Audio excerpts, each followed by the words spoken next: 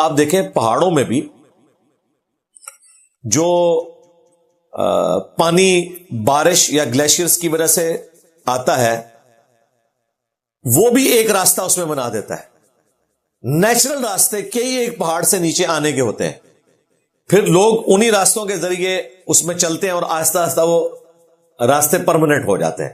یہ نیچرل اللہ نے سلسلہ رکھا ہے. یہ جو آپ دیکھ رہے ہیں پچھلے ویک دبئی سارے کا سارا ڈوب گیا اور لوگ اسے کسی اور چیز سے لیٹ کر رہے ہیں, اس کی روحانی کوئی ریزن تلاش کر رہے ہیں, وہ آپ ضرور کریں, لیکن اس کی نیچرل ریزن یہ ہے کہ بھائی اس کی ڈیزائننگ میں فالٹ ہے اور دنیا میں کلائمیٹ چینج ہو گیا ہے. اس کا علاج کوئی بھی نہیں ہے جب تک کہ ڈیزائننگ میں نہ کیا جائے. یعنی وہ جگہ جہاں پر بارشیں نہیں ہوتی تھی اب وہاں اگر بارشیں ہونا شروع ہو جائیں تو بھائی وہ جگہ تو اس کے لیے ڈیزائن ہی نہیں نیچرلی کہ وہ پانی کو روک سکیں. ہمارے اس پوٹوہاری علاقے میں جتنی مرضی بارش ہو نہیں سیلاب آئے گا. اتنا بڑا دریا ہے, سارا کا سارا 1 گھنٹے کے بعد آپ دیکھتے ہیں کتنے دن بارش ہوتی ہے, 1 گھنٹے کے بعد ہر چیز بالکل صاف ہو جاتی ہے, کیونکہ نیچرل راستے سے ہوتا ہوا پانی ندی نالوں سے دریا میں جاتا ہے اور دریا سے سمندر میں. کیوں؟ یہ علاقے ڈیزائن ہے بارش کے لیے, لیکن یہی بارش اگر ہوتی ہے بلوچستان میں, وہاں تو ہر چیز فلیٹ ہے, اس لیے آپ کو لگتا ہے کہ یار یہ ہو رہا کیا ہے ادھر, ہر چیز ہی بہ کے جا رہی ہے. دبئی میں بھی یہی کچھ ہوا ہے. انہوں نے سوچا نہیں تھا 24 گھنٹے میں اتنی بارش ہوئی ہے جو 1.5 سال میں ساری بارشوں کو جمع کرے نا تو وہ اکٹھی ہو گئی ہیں. تو اتنی بارش اگر ہوگی تو ریت کتنا پانی پیے گی. اور دیکھیں آپ نے تنکوں کی طرح وہاں پہ گاڑیاں بہ رہی ہیں اور سارے کا سارا معاملہ ان کا تل پٹ ہو گیا. اب ان کو پورے کا پورا سیوریج سسٹم دوبارہ ڈیزائن کرنا پڑے گا. کیوں؟ یہ چیز انہوں نے فورسی کی نہیں تھی کہ ایسا بھی ہو سکتا ہے کہ کل کو موسمیاتی تبدیلیاں آئیں گی تو یہ سارے کا سارا معاملہ ہوگا. لوگ تو کہتے ہیں کیا فرق پڑتا ہے, میرا خیال ہے اب لوگوں کو سائنس کی بتائی ہوئی پریڈکشنز کی قدر آنا شروع ہوگی کہ فرق کیا پڑتا ہے. میں نے آپ لوگوں کو پہلے کہا تھا کہ ہر سال اب بلوچستان ڈوبا کرے گا. ایک سال تو آپ نے $16 ارب جو ہے وہ لوگوں سے بھیک مانگ کے اپنے معاملات سیٹل کر لیے, لیکن وہ سیٹل کیا کیے, جو مکان ٹوٹے تھے ان کو وہیں پہ دوبارہ مکان بنا دیے. اگلے سال پھر وہ گر جائیں گے, وہاں پہ پانی اکٹھا ہو جائے گا, کلائمیٹ چینج ہو رہی ہے. اور ابھی جو گلیشیئرز پگھل رہے ہیں پچھلے تقریباً 100 سال کے اندر 2 degree centigrade temperature rise کر گیا زمین کا, تو وہ گلیشیئرز بھی پگھل رہے ہیں جو کبھی پگھلے نہیں تھے. اس کا مطلب یہ ہے کہ دنیا کے سمندر رائز کریں گے. جب دنیا کے سمندر رائز کریں گے, کیونکہ سمندر کا لیول پوری دنیا میں ایک رہتا ہے. اس وقت بھی 70% دنیا میں سمندر ہے, خشکی 30% ہے.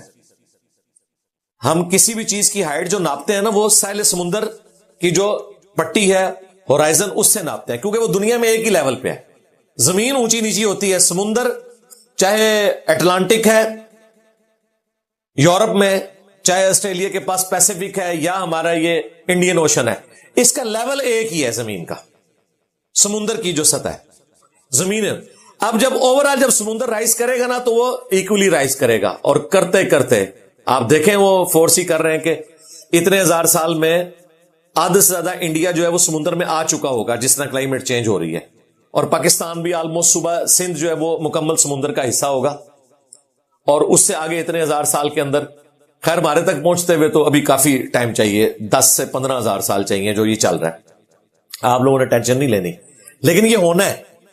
ابھی بھی کئی سیولائزیشن پرانی جو ہے وہ سمندر کے اندر جا چکی ہوئی ہیں, کیونکہ سمندر رائز کر رہے ہیں تو خشکی ختم ہوتی جا رہی ہے, وہ سمندر کا حصہ بنتے جا رہے ہیں. کیوں؟ گلیشیئرز پگھل رہے ہیں جو لاکھوں سال سے کروڑوں اربوں ٹن پانی, اربوں ٹن ہے, کروڑوں ٹن بھی نہیں, اربوں ٹن پانی پہاڑوں نے سٹور کیا ہوا ہے برف کی شکل میں جو کبھی پگھلے ہی نہیں. تو ظاہر ہے وہ سمندر تک تو کبھی وہ پانی پہنچا ہی نہیں ہے. اب وہ بھی پانی آ جائے سمندر میں تو سمندر کا تو پانی آپ نے کر دیا زیادہ, تو وہ کدھر جائے گا؟ زمین کو کھائے گا, کیونکہ سمندر نے تو بلند ہونا ہے. تو یہ وجہ ہے. اللہ اکبر, اللہ نہیں سنبھالا بھائی جی. آج جس طرح ہمیں ان چیزوں کا اندازہ ہے, پہلے تو میں سوچتا تھا کہ یہ کس طریقے سے کیلکولیشن لوگوں نے کی ہیں.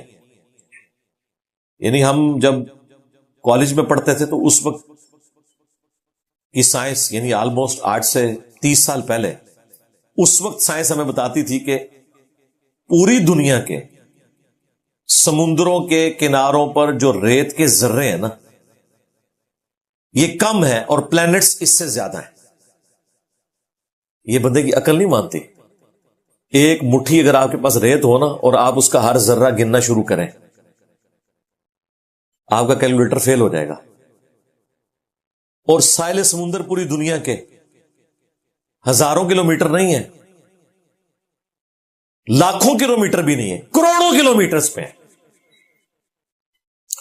صرف پاکستان کی وہ 700 کلومیٹر کی پٹی ہے بلوچستان کی سمندر کے کنارے. 700 کلومیٹر پہ جتنی ریت ہے سمندر کے کنارے, یہ نہیں کو گن سکتا. 1 کلومیٹر کی ریت نہیں گنی جا سکتی. اور سائنٹسٹ بڑے کانفیڈنس سے آپ کو یہ بتا رہے ہیں کہ جو پلانٹس ہیں نا وہ اس سے زیادہ ہے. یار وہ اللہ کیا ہے, کیا اس کی قدرت ہے کہ ریت کے ذروں سے زیادہ اس نے ستارے اور سیارے بنا دیے ہوئے. اور یہ وہ چیزیں جنہوں نے کیلکولیٹ کی ہیں. وہ ناسا کیلکولیشن کرتا ہے نا کہ اتنے جنک میں اتنی کہکشائیں ہیں, ایک کہکشاں کے اندر اتنے, جس طرح آلموسٹ 250 ارب گلیکسیز ہیں جو دریافت ہوئی ہیں. ہر گلیکسی کے اندر 300 ارب کے قریب سورج ہیں. ہر سورج کے اپنے پلانٹ ہیں اور یہ ساری چیزیں, یہ کیلکولیشن اس طرح کی ہے. یہ تو وہ چیزیں ہیں جو یعنی انہوں نے بہت پہلے دریافت کی تھی, اب تو پتہ نہیں کہاں تک حالت پہنچ چکی ہے. اور وہ کیلکولیشن کر کے نا, تو یقین کریں اب میرے لیے اس چیز کو سمجھنا آسان ہے.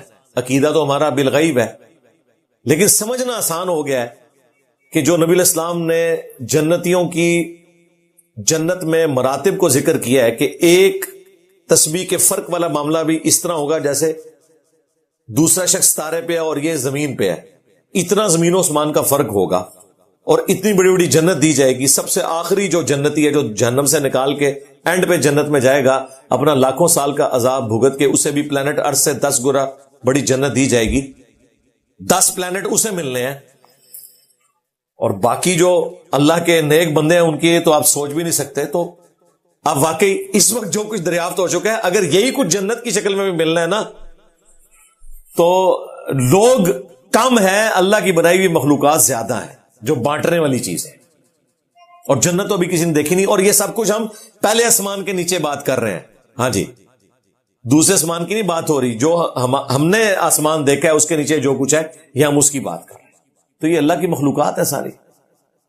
تم اللہ کی نعمتوں کو شمار کرنا چاہو تو نہیں کر سکتے. بے شک وہ بخشنے والا مہربان ہے.